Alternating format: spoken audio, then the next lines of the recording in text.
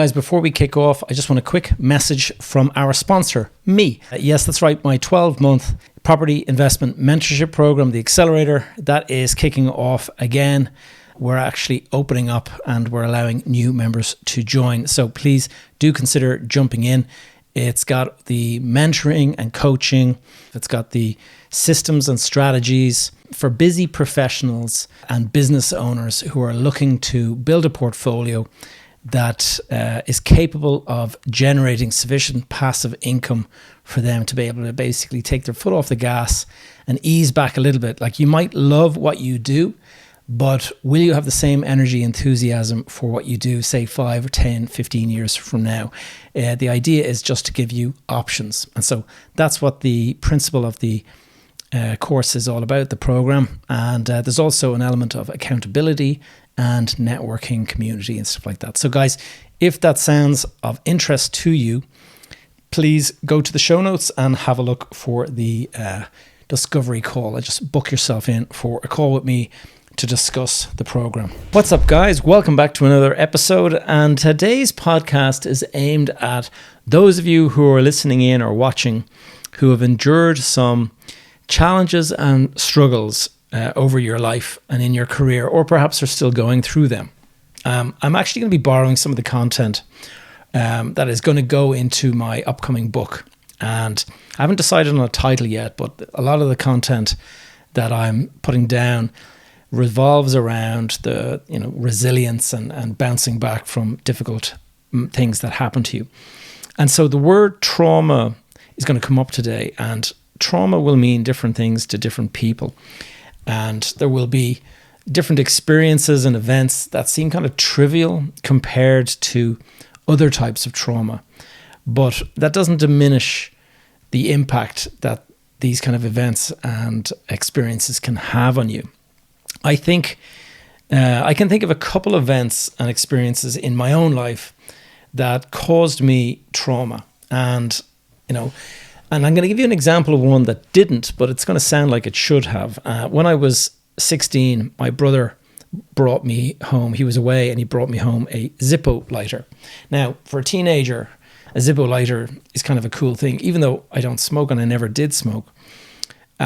But he brought it home with a little sort of tin with the lighter fluid that comes with it.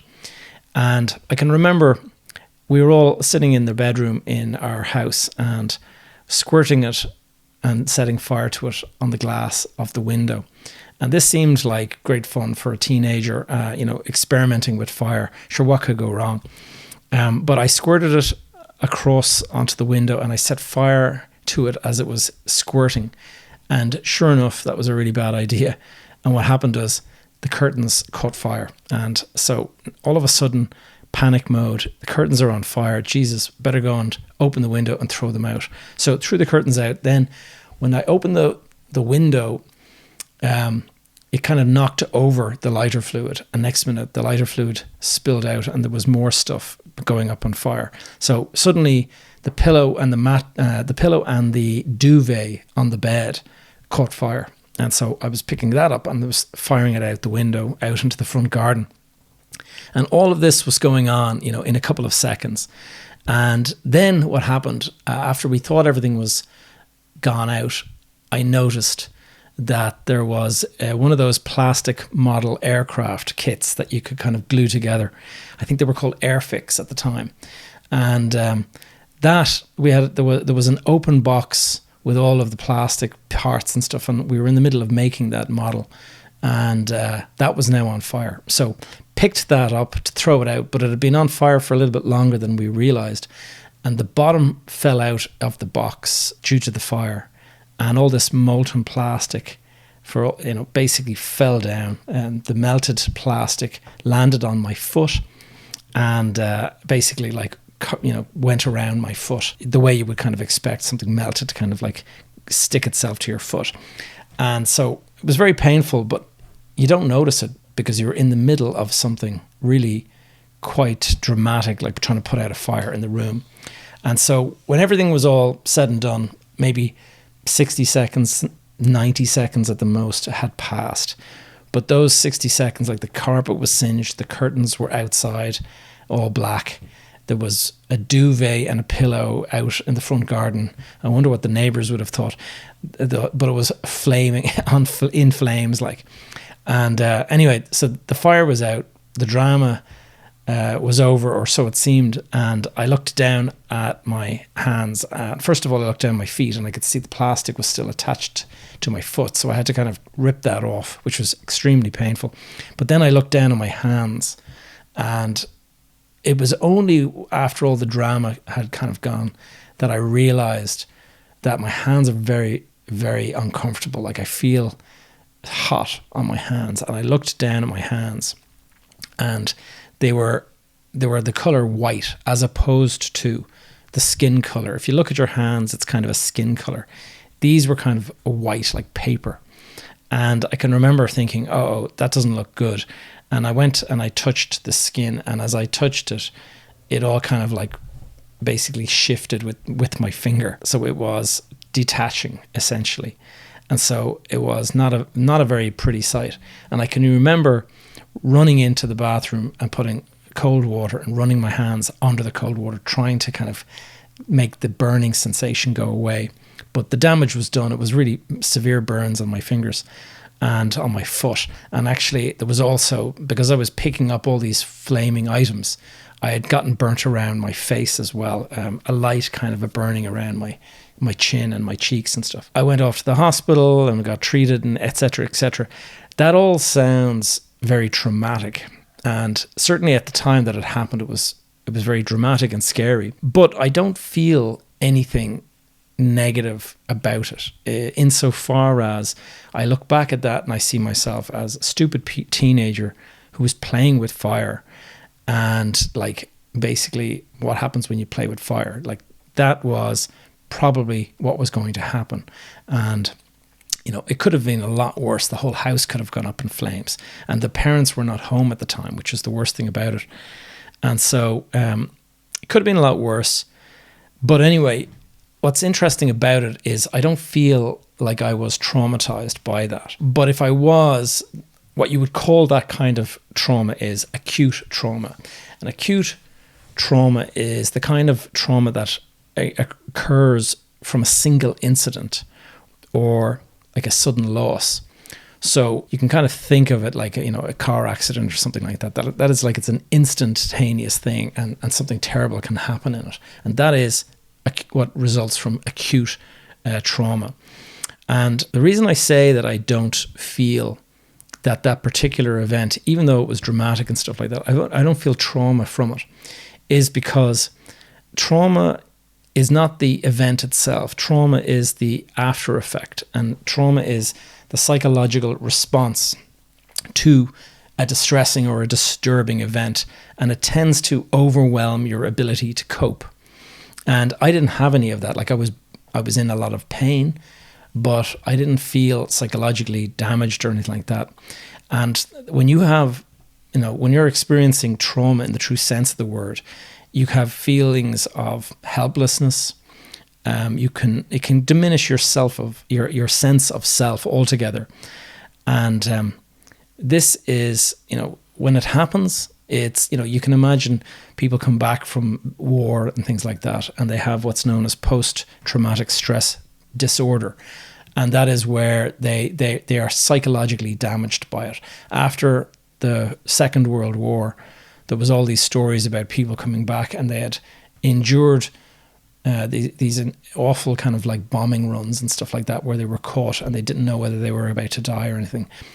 And even though they survived it, they came out the other side like very traumatized. And that is psychological. Like they didn't actually get injured, but mentally heavily scarred by it. And so highly traumatized. And so they, some of the symptoms that you can have as a result of trauma are, you know, anxiety, depression, mood swings. You can have difficulty in concentrating. You can suffer from insomnia. You can have a loss of appetite. And you can also find yourself withdrawing from others altogether. And the reason that I say that my burn experience was not traumatic is because I didn't experience any of those. And so that is something to note. It's just like acute trauma is the event. After an event is you've got to kind of ask yourself, did I go through something that is actually triggering all of these psychological issues? And, if, for example, if you got mugged or something like that, that may well, trigger trauma. Or if you lost a loved one or something like that, there's people close to me that have lost, children and things like that. And that is an absolutely awful thing to experience. And so this is it. But that is an event type trauma. But there is another type of trauma that is really what I'm getting at today. And that is, the form of trauma that I experienced, not the burning, which was an event, which was the acute form that, that could have taken place. But it was it was more of a long-term stress. And that is what I think I went through. And I think other people may have experienced this as well. And it may be maybe you recognize it or maybe you don't. But this is what's known as chronic trauma. And chronic trauma is where you are exposed to repeated stress or prolonged stress. And, these highly stressful experiences, they go on for a period of time and you can't kind of escape from it. And there's a lot of different forms of this that it might be. Like, for example, if you're bullied in school or something like that, that can go on for weeks or months or something. That is very traumatic if you're going through it because you feel that kind of helplessness and stuff. Other things like domestic abuse and stuff, there will be people who have experienced that. But the one that I'm focusing on is the kind that comes from financial challenges. And if you consider what happened in post-2008 after the crash, there was, a whole generation of people that got into investing in property and stuff that went through very traumatic downturn in the value of their properties. And then they had the banks coming after them and all this kind of stuff. And today I work with many, many different clients. I've been working with clients in my mastermind and my accelerator now for about the last 3 or 4 years.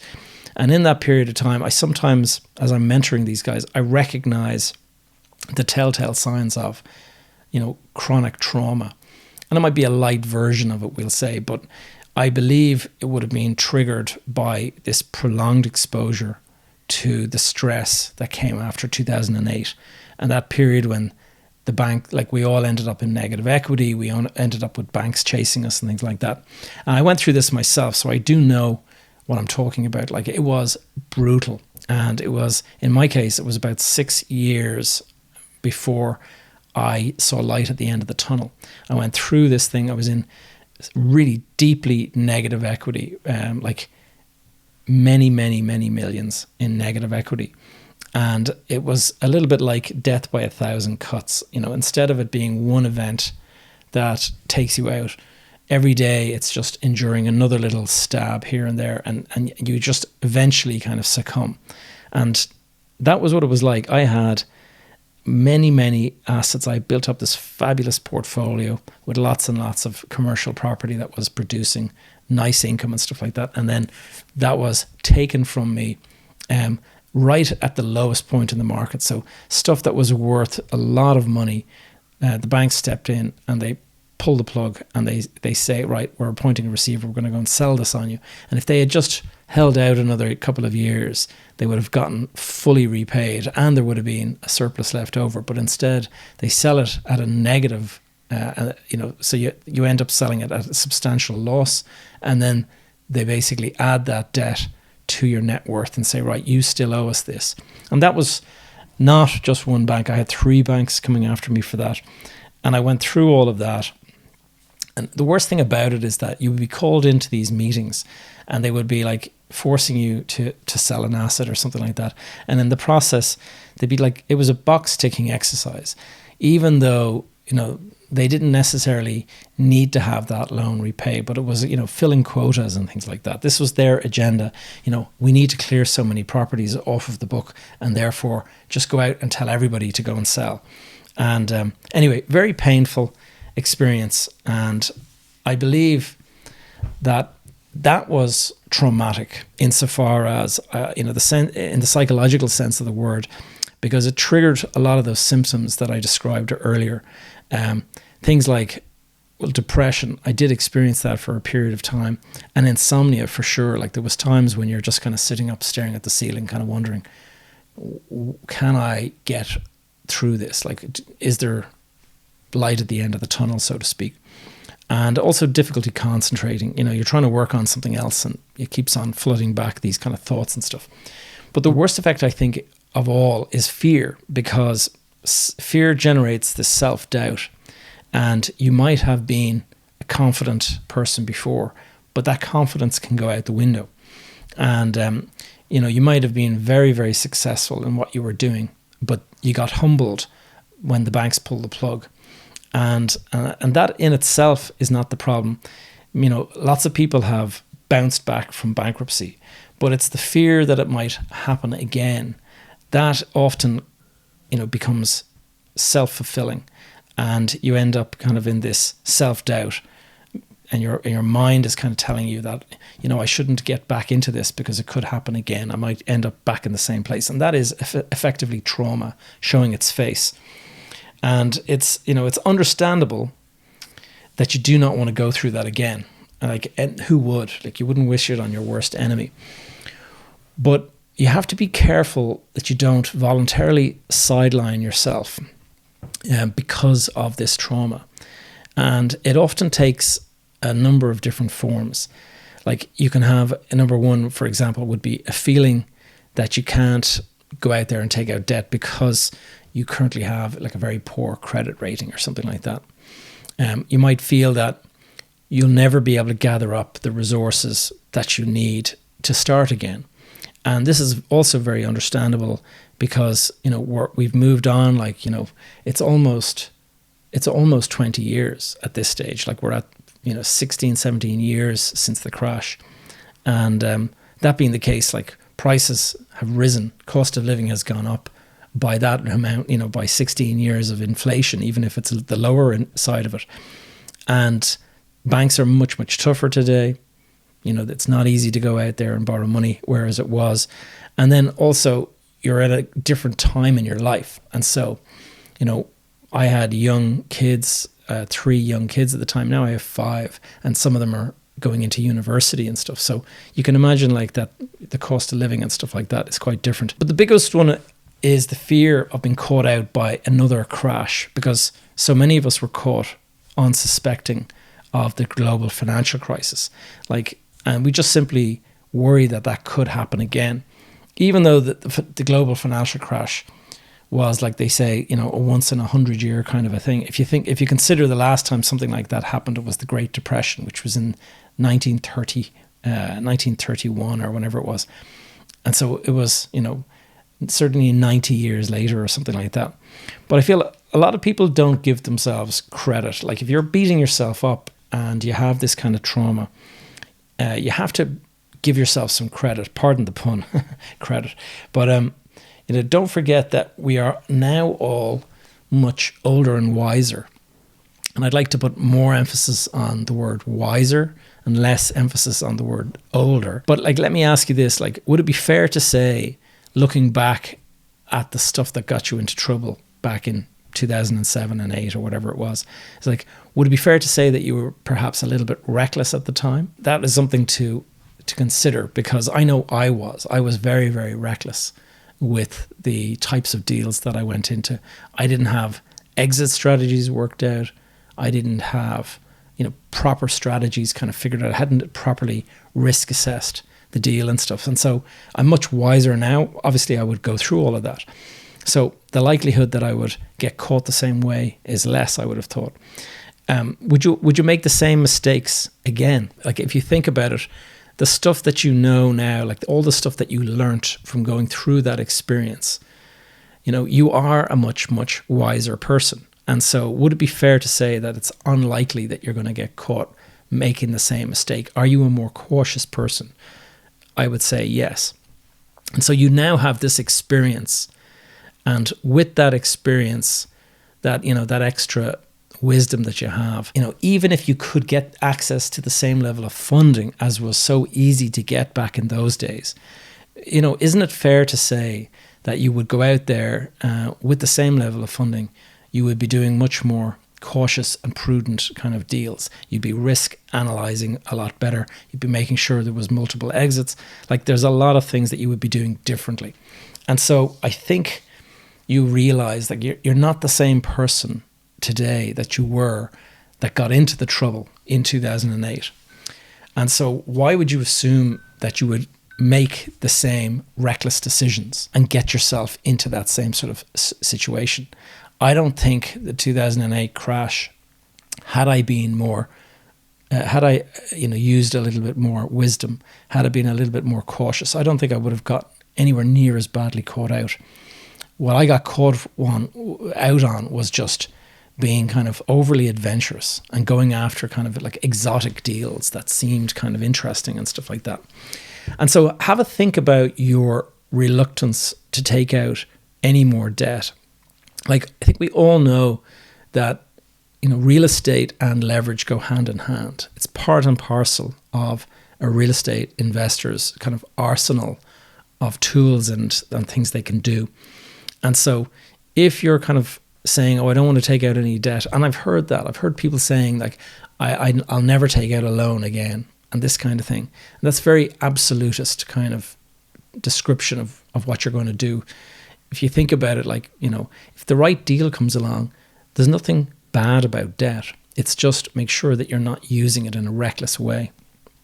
And like, think about the very first home you ever bought. You buy a home with a mortgage. Like, that is debt, that is leverage. And so it's not a bad thing. You obviously just have to be cautious and make sure that you're buying the right thing. So it stands to reason that if you were to go out and borrow some money for a deal today, that money that you're going to go out and borrow is going to go into a deal that has been properly analyzed. You're going to have done your due diligence. You're going to have figured out what your exit strategy might be. And you're going to be watching the market very carefully for any kind of sign of change or something like that. You're going to make sure that the income from the deal, if you're collecting a rental income, that you've got enough cover, that there's room there for any kind of a slowdown, that there's enough demand in the area. Like, all of that stuff you would be going and checking, because you're now smarter, wiser, more cautious and prudent about the deals that you do. And so that's one of the things that I would just remind you, if you have experienced this kind of a downturn or this kind of trauma, is that there's a different head on those shoulders today. And so don't consider yourself the same person who got yourself into trouble in the first case. Like debt, as I mentioned, debt is just not inherently bad by itself. It's just, if it's taken out in a cavalier or reckless manner, then it does have a tendency to come home and roost. So how can we overcome trauma and the effects on our mindset, the self-limiting beliefs that it creates? There's obviously, you can go out and you can seek treatment. And some of you may resist this, and I think it's commonly known. In fact, I spoke to a psychologist a while back, and one of the biggest causes of depression and things like that in men is typically debt related, financial difficulty. And what happens is that men tend not to seek out help. They feel like this is some sort of show of weakness, and they tend to kind of bottle it all up.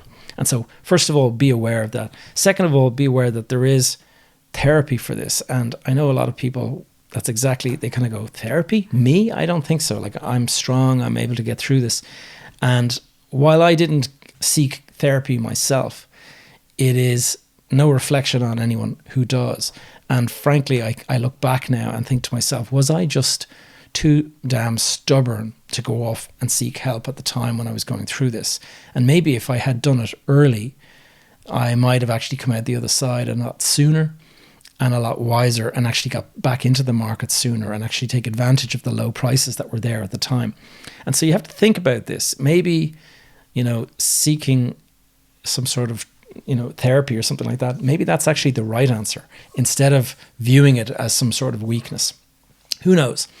But there are a couple of other techniques if, like me, you don't want to go down the therapy road. And one, obviously I've talked before about mindfulness, and that would be meditation in order to kind of reduce your anxiety and your level of stress and stuff. But you could also use meditation to kind of peer into your thoughts and your mindset, and you can kind of say to yourself, you know what, I can actually see the self-limiting belief. I can see the trauma, and I can actually deal with it, directly. Developing coping strategies as well is another thing. Like you can build your resilience by focusing on what are your strengths, and can you focus on your strengths?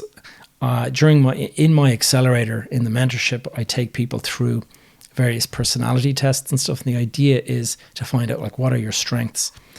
And once you start focusing on your strengths and your resources, the available resources that you have, like you might have lost your money, but that it doesn't mean that you have lost your experience, your knowledge, your network that you have. You should create a plan that has multiple steps, and each of those steps is kind of a small win in itself, so that you can start stacking these, even if they're small wins, start stacking the wins so that you start to kind of feel confident and successful again.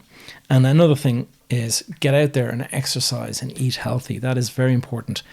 From your physiology impacts your psychology. And so finally, one of the things that has worked for me, when you've gone through a traumatic experience, and in my case, losing lots and lots of money in the way that I did, it does make you look at the future, and you start to kind of wonder, like, what's it going to be? And you have to be resilient in this way. You have to kind of come up with a compelling vision for the future. If you don't have a compelling vision for the future, then you can struggle with motivation and things like that. So it's important to have a vision for the future. But when you're dealing with the baggage and stuff like that comes with lots and lots of debt and things like that, you have to kind of think to yourself, it's not going to be the way it was before. It is going to be slightly different.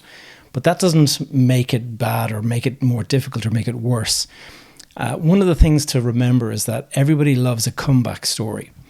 And there are lots and lots of fabulous comeback stories of people that went through bankruptcy and came out and went on to do amazing things.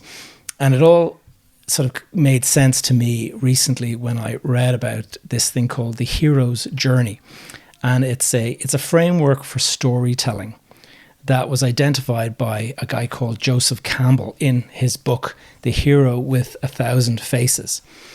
And in this book, he outlines this framework that stories of old and stories today are often told. And he went and he studied myths and legends going back, thousands of years. And then he looked at, films and the way authors write films. And, if you think about Star Wars, there's a film. If you think about Lord of the Rings, there's another film. If you think about the movie The Matrix, there's another story. All of these stories are very similar to myths and legends of, and folklore that you hear, and old stories. And this goes up and down the centuries, and it goes all around the world. It's every single country has got myths and legends a little bit similar, and they all follow a similar journey. It's called the hero's journey. And what he identified was that almost all of them start at a point and there's a call to adventure. And that is, as I look at it, it's a bit similar to getting into property. It's like a call to adventure. You don't like your standard life. You don't like earning a sort of a normal salary, and you want something a little bit more. So you go down the road of property investing. And then what happens is you do well, and then you go through a difficult moment. And that is there's various tests, and then you go down to the bottom of, we'll say, the kind of the valley or the pit. And you've got to go and climb back out of it. And there's, in the hero's journey, there's talk about a mentor in it. There's always some sort of a guide who kind of helps you out. And, if you reflect on the different stories that have been around, like, for example, Luke Skywalker, the start of the movie Star Wars begins with him on a planet, like working as a farm boy with his uncle. There's the ordinary person. And then he gets called off to the adventure to go and, fight in the rebellion and things like that. But then he faces lots of challenges with Darth Vader, the fight with Darth Vader, discovering he's his dad and all of that kind of stuff. You can see how the story arc goes through adventure, success, then difficulty when he loses his hand and all that kind of stuff. And then he comes back and he's ultimately victorious. If you look at Neo in the Matrix movie, very similar. Starts as an ordinary guy who's like programmer, very, very kind of bored with his life, thinks there should be something more exciting, and so takes the red pill. That's the crossing of the threshold, as it's called. And then his adventure begins. But it's not this like great adventure. Oh, wow, look at this amazing life. It's suddenly like he's in mortal danger and he's being chased and all this. And that is similar. It goes through this difficult pattern where you face a challenge and then you face your most difficult challenge. In my case, the crash of 2008, that was a series of challenges. But the worst one was being involved in the big Spanish project, because that just went so badly wrong, like 100% loss of capital injected into the deal, plus a lot of time. But what do you learn from that? As the hero's journey framework shows you, that even though these guys went through these terrible tests and trials and tribulations and stuff, you come out the other side of it much wiser, smarter, more capable, lots more talent than you had when you went in. And you bring that then, and then you start the journey back to home. And when you get home, you are the kind of the guide or the mentor. And I kind of look upon that story and I kind of reflect on my own situation. I go, that is not dissimilar to what I went through. And so I kind of think to myself that what I went through was not unique to, there's many, many other people out there that went through the ups and downs and stuff. And if you go back over the years, I'm sure every crash has got victims that got caught up in it. But it's not about getting caught. Like, getting caught is like the old saying, getting punched. If you're on the ground, that's one thing. But if you get back up, that's the next thing. And that's what separates you, is getting back up and getting back into the fight. And I think that is how I look upon recovering from any kind of challenge, whether it's financial, whether it's health, whether it's whatever. It's just get back into the ring and basically start fighting. And hopefully your tenacity and your resilience and your perseverance will show through. And in the process of doing that, then you'll have this amazing comeback story where you went through this terrible, difficult period of time, came out the other side, and now look at you, you're doing great. And so, guys, I hope you found this one useful, and I will catch you in the next one. Talk to you soon.